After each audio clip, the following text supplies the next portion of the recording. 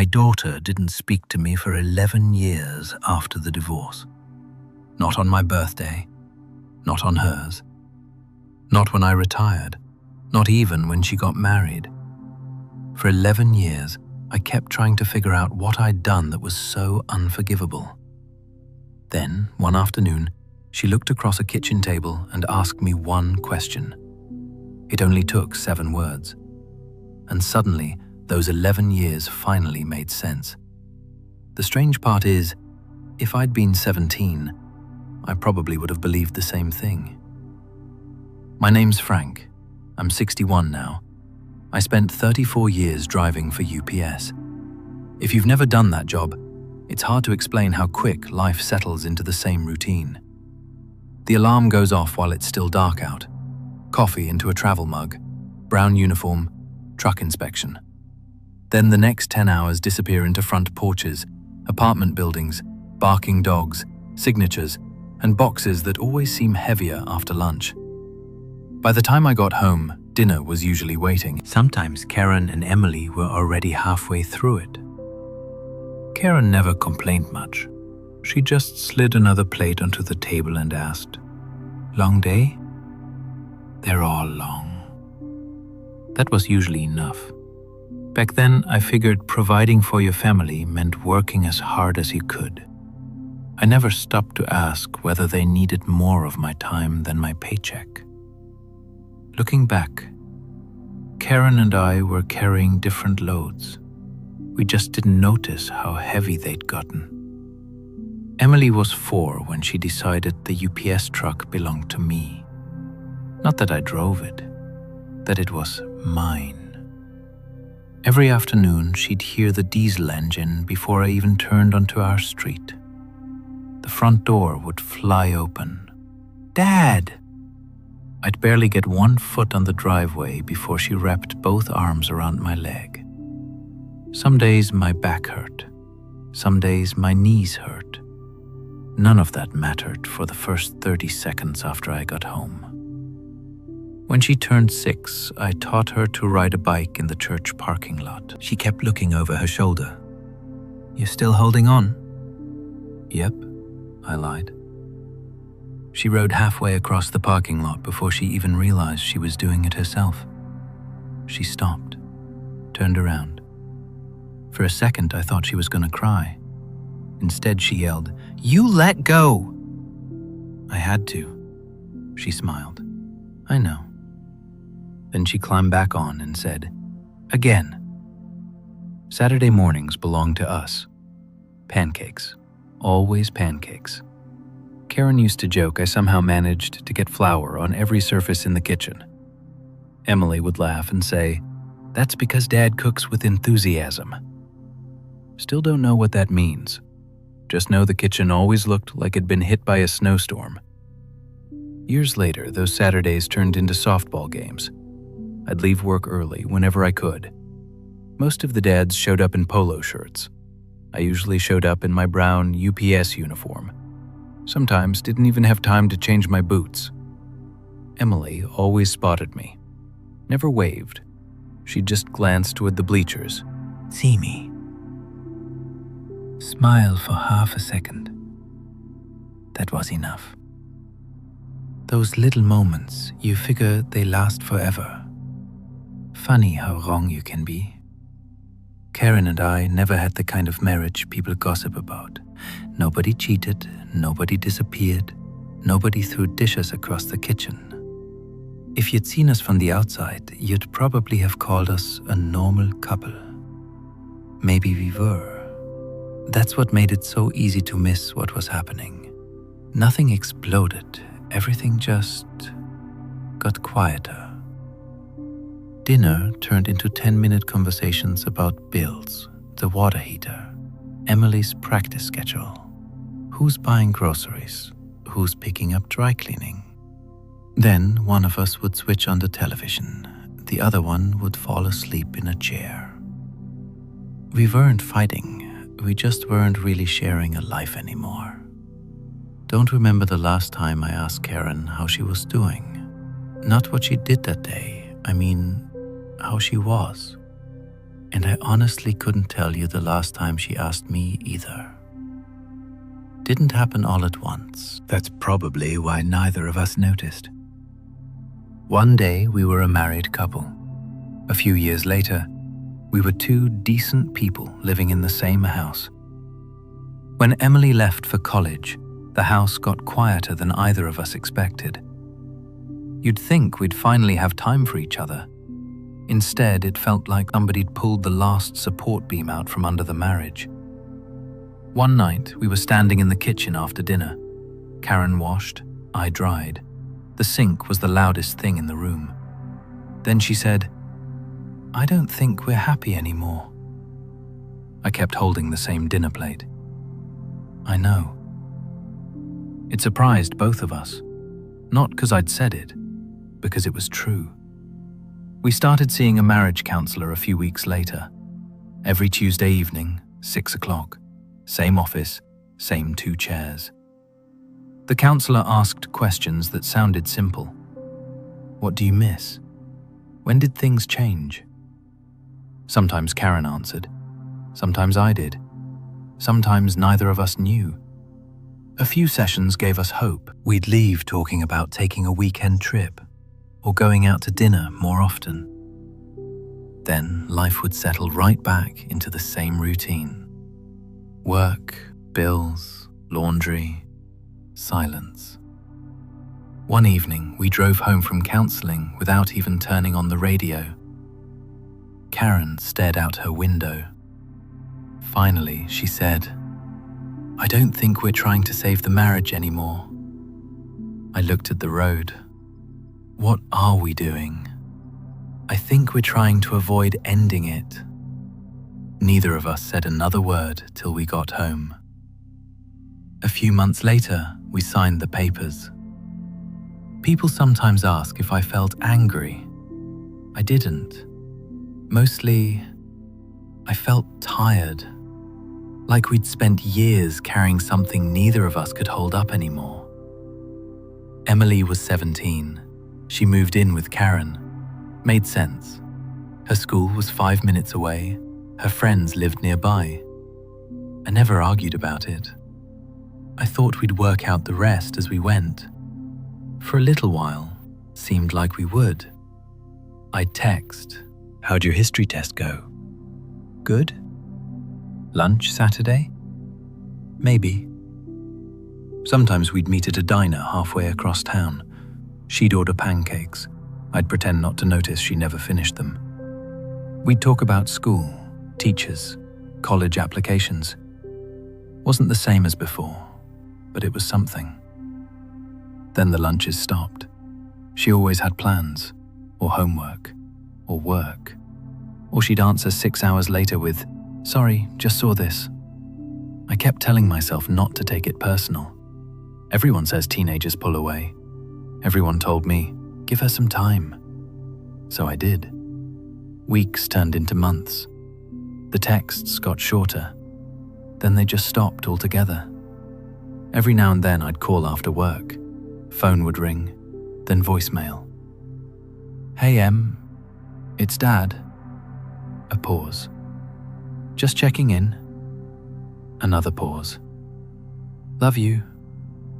Click. The strange thing about voicemail, after a while you start wondering if you're leaving messages for someone or for yourself. On her 18th birthday, I bought a small chocolate cake, the kind sitting near the checkout lane at the grocery store.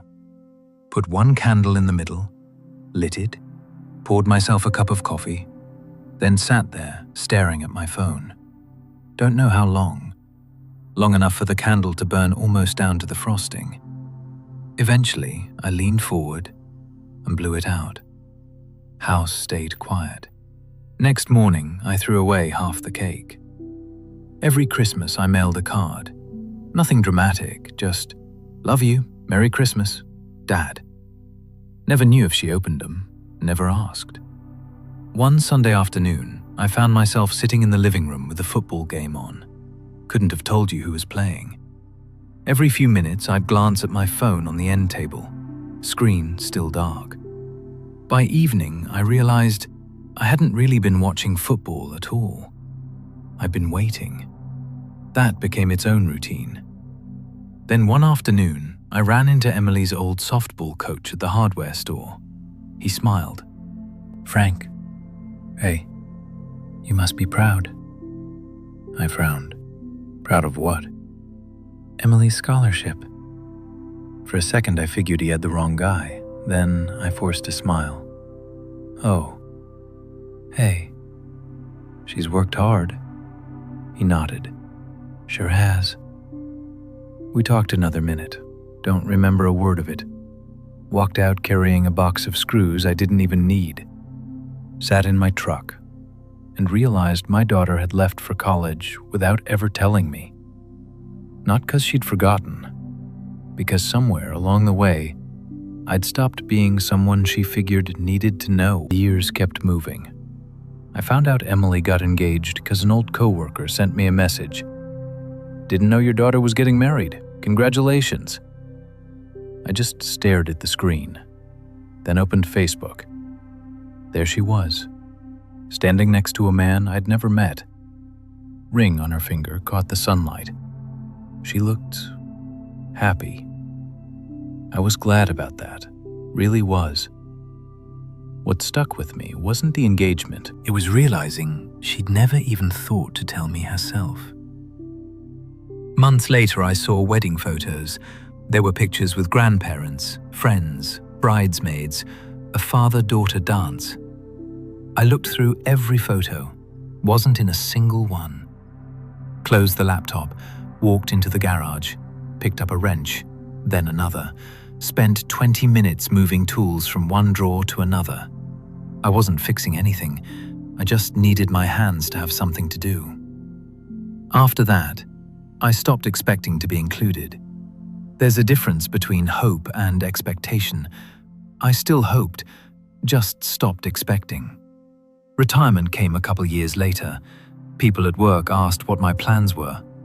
Fishing, sleeping in, finally relaxing. I smiled and said the right things. Truth was, I had no idea what I was going home to. Tuesday mornings became lake mornings. I'd launch my old aluminum boat before sunrise. Some days I'd catch bass, some days I caught nothing. Either way, I stayed till lunchtime. The lake didn't ask questions, didn't remind me of anything.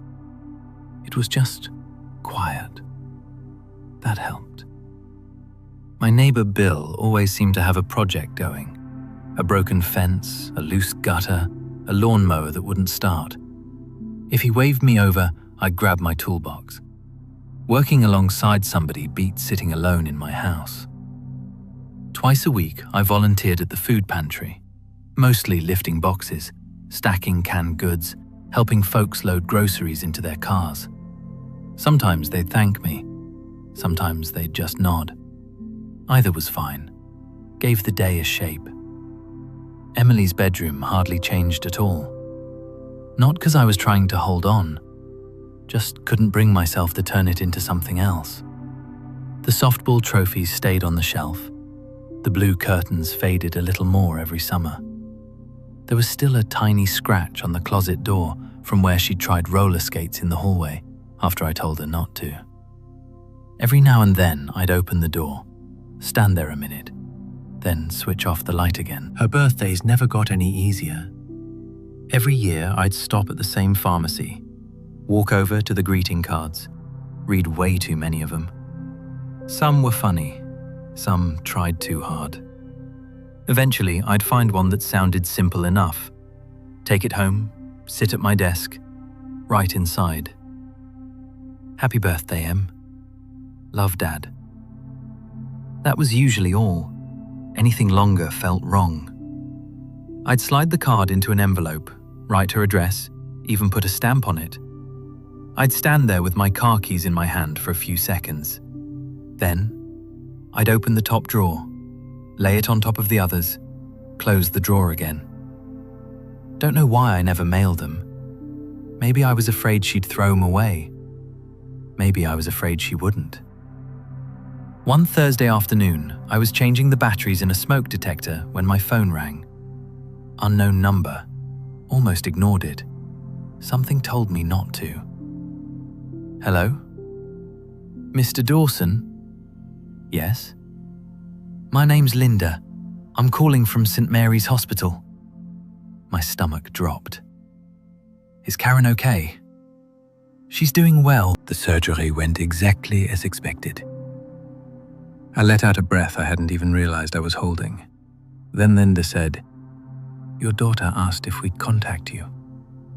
I didn't say anything. Wasn't sure I'd heard her right. Mr. Dawson? I'm here. Emily has a little boy. I didn't know that. There was a pause on the other end. Her babysitter cancelled. Karen won't be discharged till tomorrow. Emily doesn't have anyone else available this afternoon. Another pause. She wanted to know if you could watch him for a few hours. I looked around the house, at the half-open toolbox on the floor, at the smoke detector still hanging from the ceiling. Then I said the only thing that crossed my mind. Tell her I'll be there. Never asked why she'd chosen me. Was too afraid she'd change her mind if somebody asked her twice. The daycare was only 15 minutes away. Felt longer. Kept wondering what Emily'd told her son about me. Had she mentioned me at all? Or was I just some older guy he was supposed to trust for an afternoon? When I walked inside, a teacher looked up from the front desk. "You must be Frank." "I am." She smiled. "He's been excited ever since his mum said Grandpa was picking him up." Grandpa. Hearing that out loud hit me harder than I expected. A little boy came running around the corner with a plastic T-Rex in one hand. He stopped right in front of me. "You Grandpa?" "I guess I am." He studied my face for a second, then held up the dinosaur. "He bites." I'll try not to make him mad. That was enough. He reached for my hand like we'd done it 100 times before. Kids don't spend much time deciding whether to trust someone. Adults do. The drive home was almost all questions. "Why is your truck so old?" "Because it still gets me where I need to go." "My mom drives faster." "I believe that." "Do you know dinosaurs?" "Only the important ones." "Which ones are important?" "The ones that don't eat grandpas." He laughed so hard he snorted. Hadn't heard that sound at my house for years. When we got home, he walked in like he'd always belonged there, looked around the living room. "Where are your toys?" "I think you're about 40 years too late." He frowned. "So you don't have any?" "I might know where a few are hiding." The hallway closet still had an old plastic storage bin, construction paper, a handful of toy cars, some crayons, a roll of masking tape. Things I'd forgotten were even in there. His eyes lit up. "We can build something." "What do you have in mind?" "A garage." "Sounds ambitious." "It needs a roof." We spent the next hour using shoeboxes and tape. Every time the roof fell in, he'd laugh even harder. I started laughing right along with him. At one point, I caught myself looking toward the kitchen, almost expecting Karen to walk in and complain about the mess. Old habits don't disappear just 'cause people do. Around lunchtime, I asked, "What are we making?" He looked offended. "Lunch." I meant, what kind? "Peanut butter." "I can handle that." He shook his head. "It has to be triangles." "Is that a rule?" "My mom says triangles taste better." "I don't think that's scientifically proven." He stared at me. "So, you're making squares?" I laughed. "No, sir." "Good." I cut the sandwich into triangles. He inspected it like a restaurant critic, then nodded. "Perfect." After lunch, he wandered down the hallway. I was rinsing our plates when I noticed how quiet it had gotten. Found him standing in front of Emily's old bedroom. Door was open. He hadn't gone inside, just looking. "Can I?" "Sure." He stepped in, careful. Eyes moved across the room. The trophies, the bookshelf, The old stuffed bear sitting in the corner. He picked up a framed softball picture. "That's Mommy." "It is. She was little. About 15. Was she good?" I smiled. "I thought she was the best player on the field." He nodded like that settled the matter. Then he asked something that caught me completely off guard. "So, why don't you live with us?" I looked down at the carpet. Wasn't a good answer for a 4-year-old. Sometimes there isn't a good answer for anybody. I sat on the edge of the bed. Sometimes grown-ups end up living in different houses. He thought about that for a few seconds. "My friend Liam has 2 houses." "Does he?" "Yeah," he shrugged. "It's okay." Wish life stayed that simple. A few minutes later, I heard tires crunch across the driveway. He ran to the front window. "Mom!" I looked out. Emily climbed out of her SUV. She stood beside the driver's door just a moment, like she was giving herself one last second before walking up to the house. I opened the front door before she reached it. "Hi." "Hi." Neither of us moved. Her son squeezed past us. "You gotta see the garage." He grabbed her hand and pulled her toward the living room. She smiled. "I will." Then she looked back at me. "Thank you." It was a good afternoon. I wasn't sure. She stopped herself. I waited.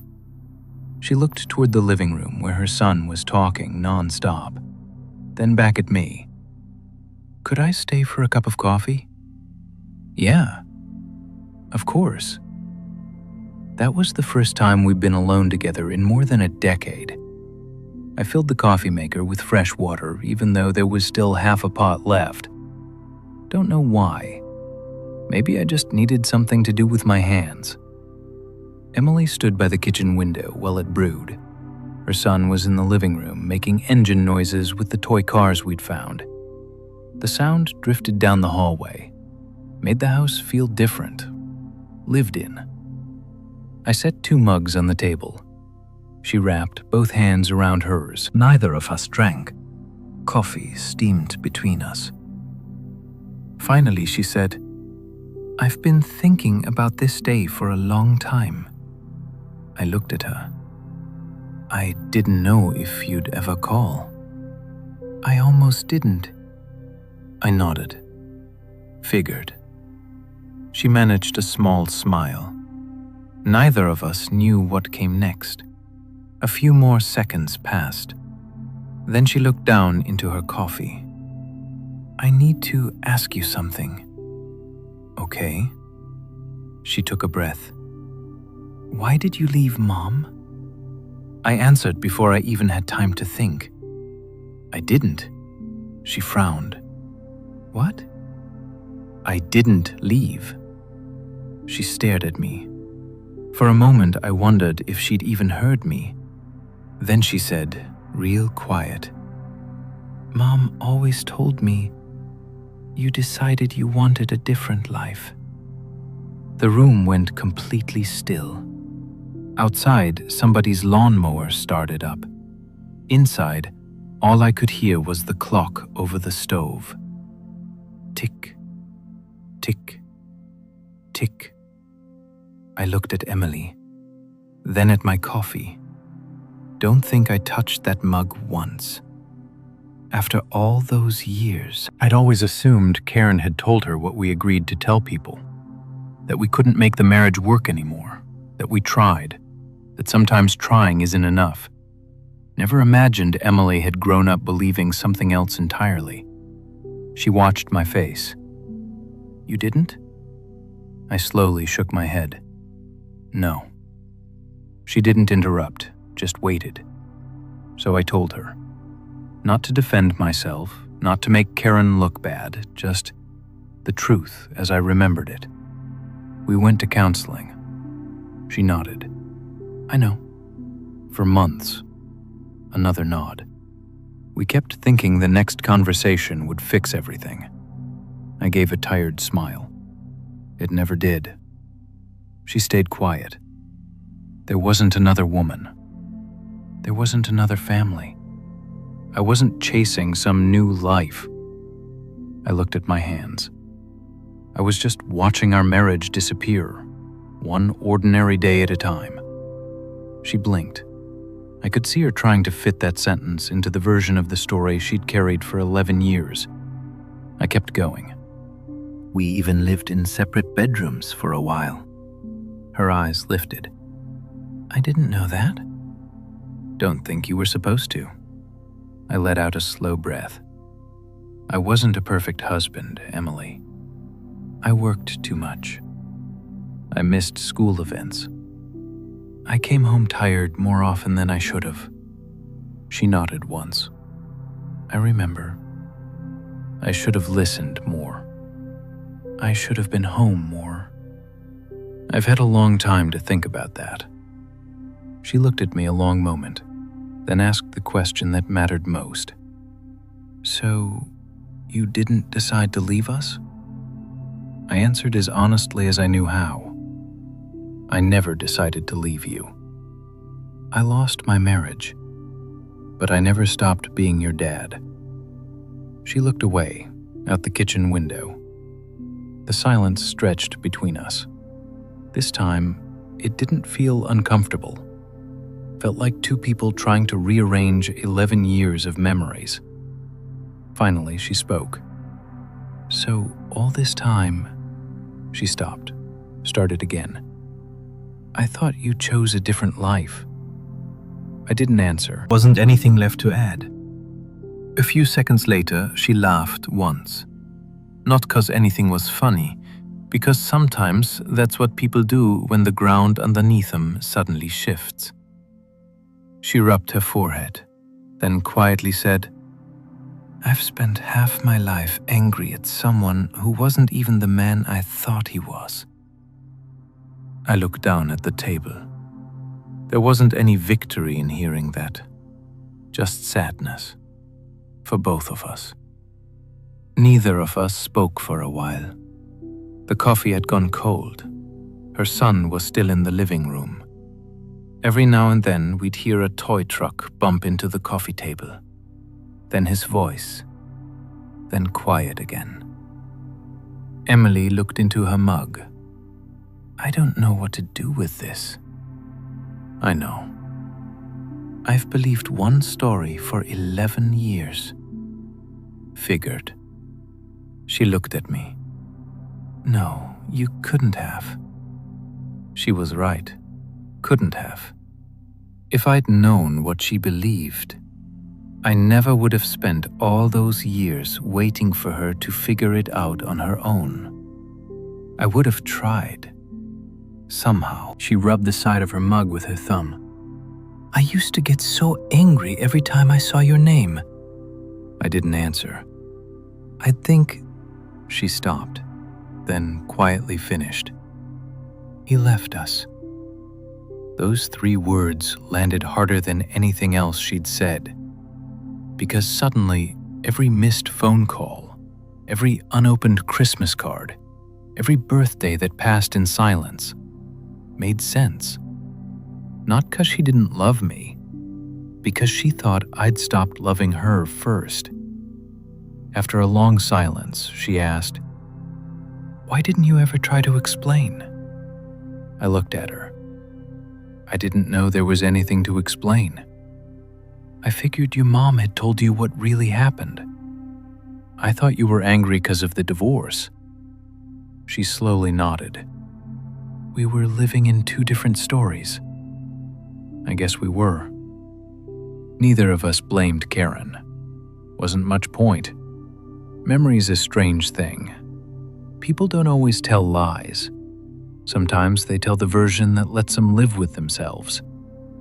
Don't know why Karen said what she said, and after all those years, didn't matter as much as I once thought it would. What mattered was the person sitting across from me, the one I'd spent 11 years missing. Emily looked toward the living room. Her son was lining up toy cars across the rug. She smiled, then looked back at me. "Would you like to come over for dinner next week?" I smiled before I even realized I was smiling. "I'd like that." She nodded. "Nothing fancy." "Good. I don't cook fancy." For the first time that afternoon, we both laughed. Wasn't a big moment, just enough to make the room feel a little lighter. The following Thursday, I drove to her house carrying a peach pie from the grocery store. Almost baked one myself. Then I remembered every pie I ever made looked like it survived a traffic accident. Store-bought seemed safer. Her son opened the front door before Emily could. "Grandpa!" That word sounded different this time, less surprising, more like it belonged. We ate dinner around a small kitchen table. Her husband was kind, easy to talk to. We talked about ordinary things, his job, the weather, whether the local high school had any shot at the playoffs. After dinner, my grandson dumped a box of Legos onto the living room rug. "Help me build a truck." I thought we were building a garage. "We need both." Fair enough. We sat on the floor together. I kept snapping the wrong pieces together. He'd shake his head. "No, Grandpa. That's the bumper." "I knew that." "You didn't." "No, I didn't." Emily walked past, carrying empty plates to the kitchen. She stopped for just a second, not long, just long enough to watch us. She smiled, then kept walking. That smile wasn't forgiveness, wasn't forgetting, was something quieter, a beginning. Later that night, I got home. The house was quiet again, but it didn't feel empty. I walked into my office, opened the top drawer of my desk. Inside was a stack of birthday cards, 11 of them, one for every year she never answered. I picked up the oldest one, read the first line, then put it back, closed the drawer. Didn't throw them away, didn't need to. They belonged to a different chapter now. I switched off the light, walked toward the kitchen. Without thinking, I reached for 2 coffee mugs. I smiled, put one back in the cabinet. Sometimes the hardest part isn't living with the truth. It's living with a story someone else wrote about you.